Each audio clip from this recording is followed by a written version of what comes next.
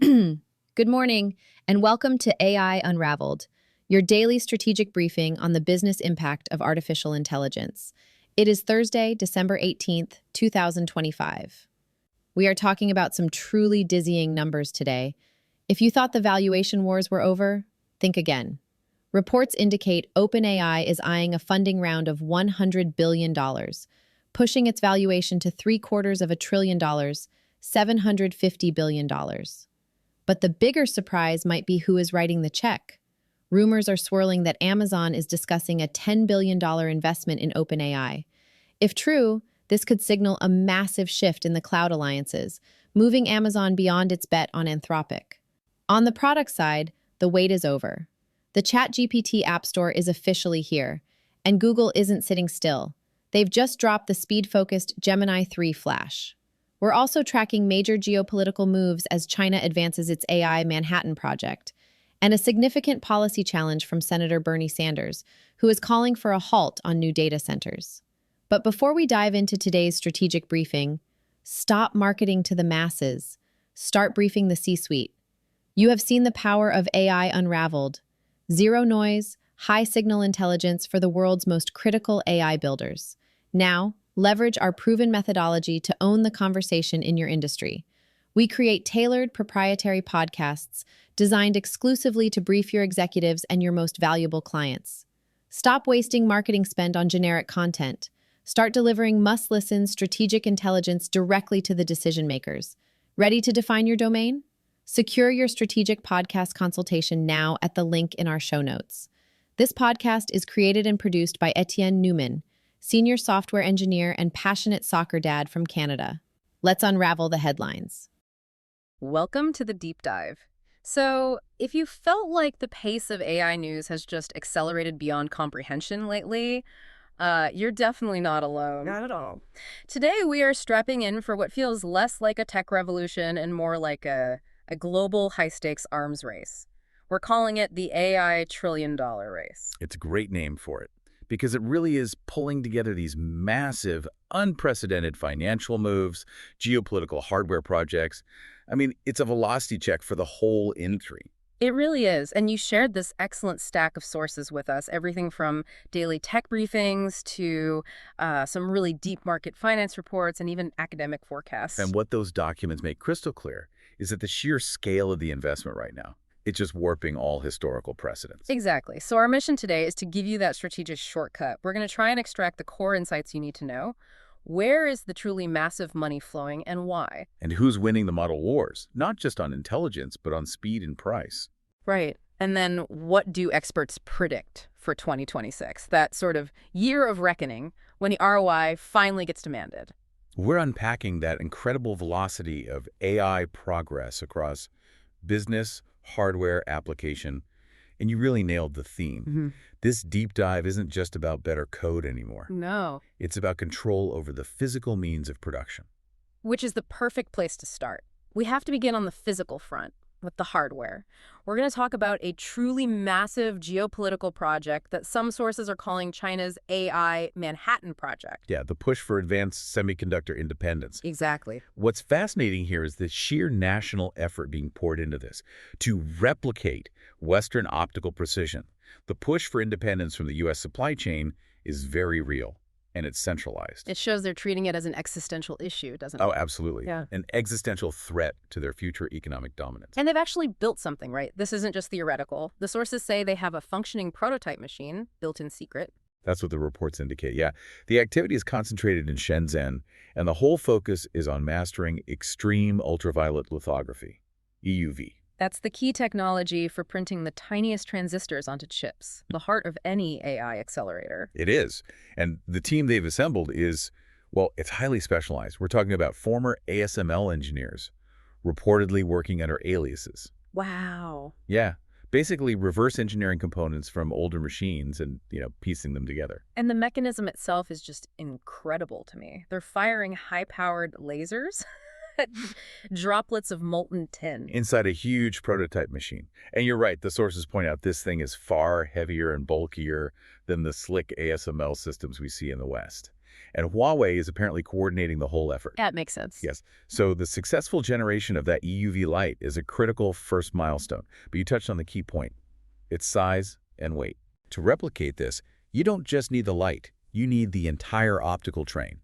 EUV systems rely on mirrors polished to near-perfect smoothness. We're talking deviations of just a few atoms. And it all has to be in a perfect vacuum. In a vacuum, maintaining nanometer-scale precision. That's why ASML's dominance has been so hard to breach. Okay, so if they have the light, but the machine is orders of magnitude larger, doesn't that mean they're still years behind it on the efficiency and miniaturization you'd need for mass production? That's the billion-dollar question, isn't it? It shows they're succeeding at the fundamentals, but they're absolutely struggling with the manufacturing engineering, the optimization, the yield, the footprint. But the attempt itself is the story. Exactly. The attempt shows the strategic importance of this. If China can reliably develop its own advanced lithography, even a bulky version, it fundamentally shifts the balance of power for all future AI chip production. It removes the external choke points. Which sets the stage perfectly for the next battleground. Let's shift from the physical race to the software and service war. And here, the battle is being fought on speed and efficiency. This is where Google is making an exceptionally aggressive play with Gemini 3 Flash. Right. This model is a massive strategic move because it really redefines the frontier of efficiency.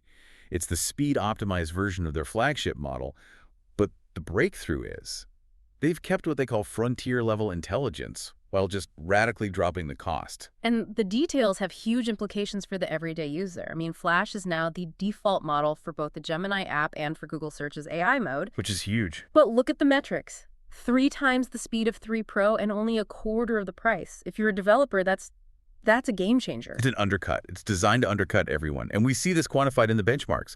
On humanity's last exam, which is a key reasoning test. Right.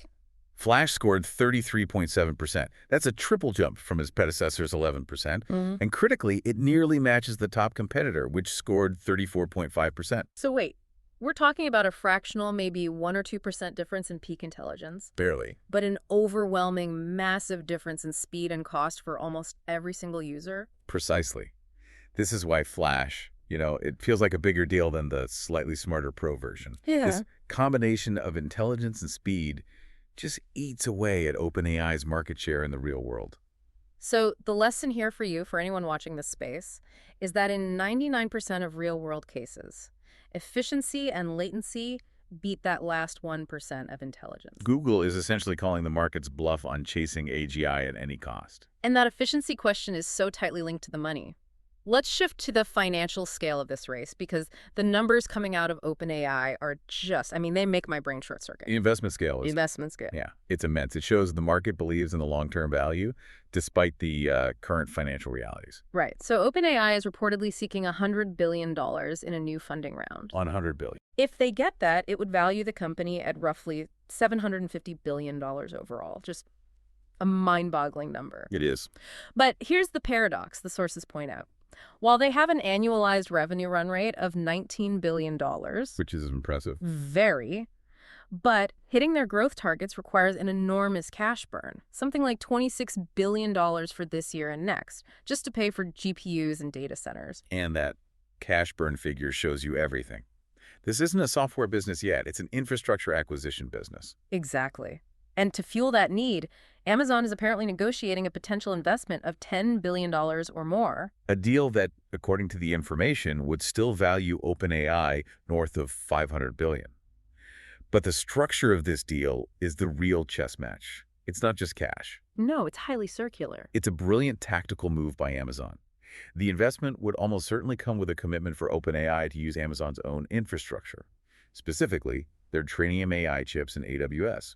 And the sources confirmed they already signed a massive $38 billion AWS contract last month. They did. But this new investment strengthens Amazon's position significantly, while also helping OpenAI fuel that massive cash burn. But why is Amazon doing this? Don't they have their own big bet with Anthropic? It serves two key purposes. First, it's a necessary hedge against their huge Anthropic investment. You have to invest in the clear number 2 player. Okay. And second, maybe more critically, it secures a massive high-profile customer for their Trainium chips, which have, They've struggled against NVIDIA's dominance. Amazon is forcing its way onto the leaderboard here. And OpenAI can do this because of the restructuring that happened after all their internal drama. It freed them from Microsoft exclusivity. Precisely. They were locked into Azure. Now they're free to shop around to diversify their compute supply chain. And Amazon is stepping right into that opening with cash and chips.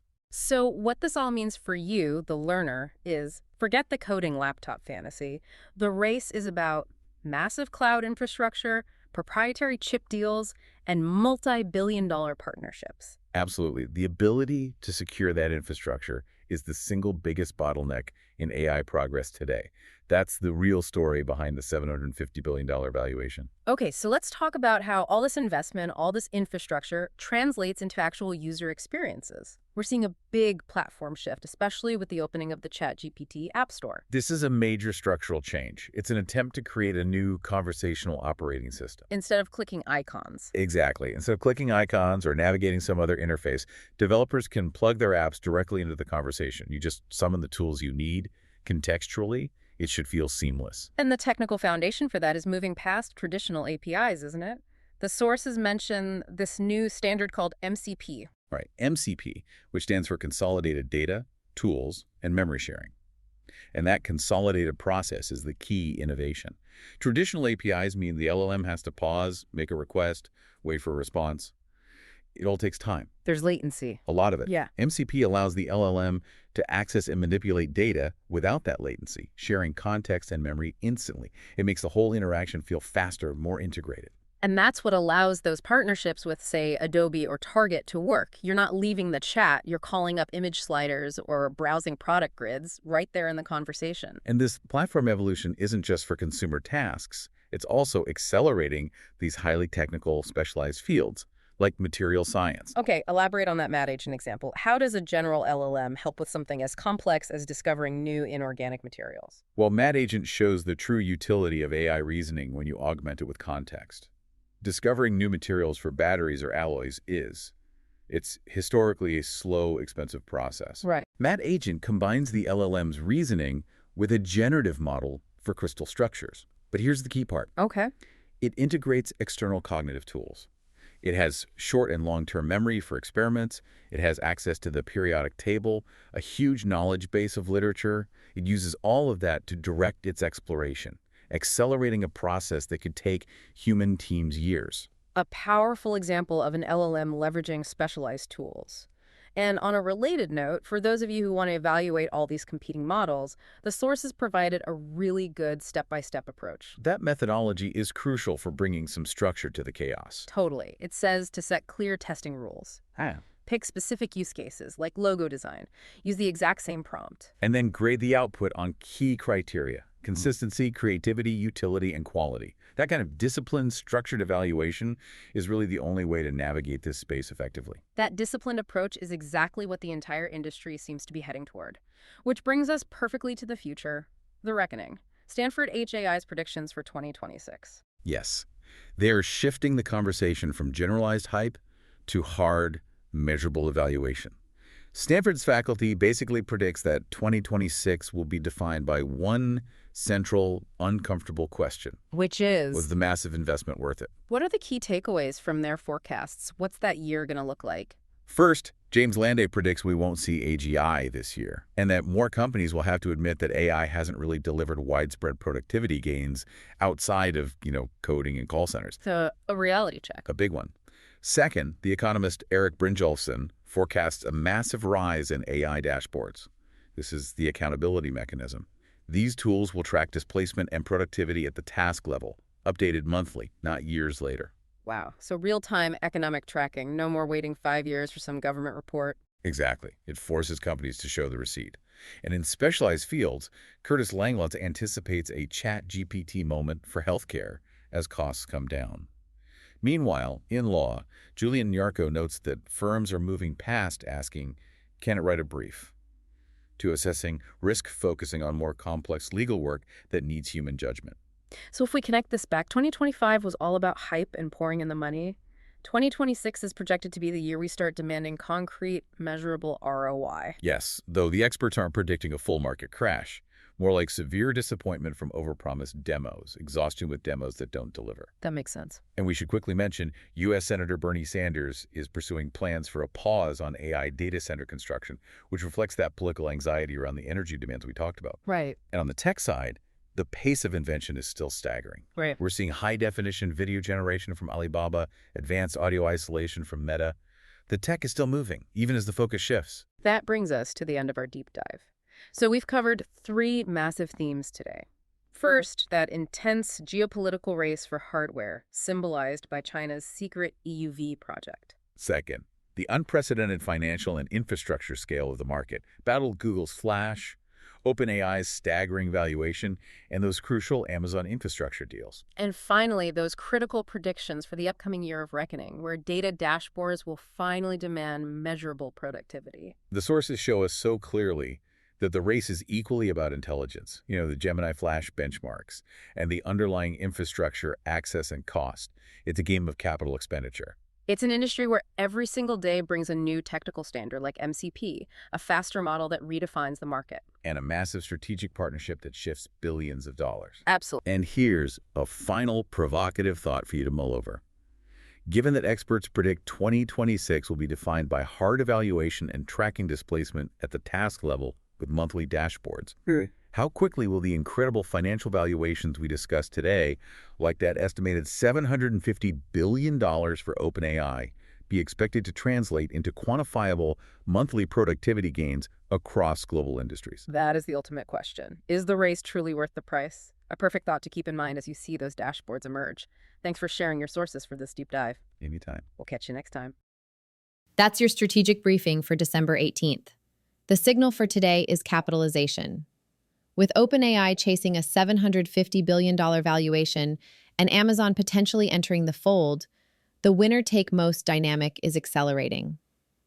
The capital requirements to compete at the frontier are becoming so high that they are reshaping the entire tech economy. However, keep an eye on the Stanford report we mentioned. They are calling 2026 a year of reckoning. We have the capital, we have the models, now the industry has to prove the profitability. And for the developers, check out xAI's Grok Voice API and Meta's Sam Audio. The toolkits for building multimodal agents are getting better by the day. Before you go, stop marketing to the masses. Start briefing the C-suite. If you need to cut through the noise for your stakeholders, let's talk. Secure your strategic podcast consultation at the link in the show notes. This podcast is created and produced by Etienne Newman, senior software engineer and passionate soccer dad from Canada. Keep building, stay strategic, and I'll see you tomorrow.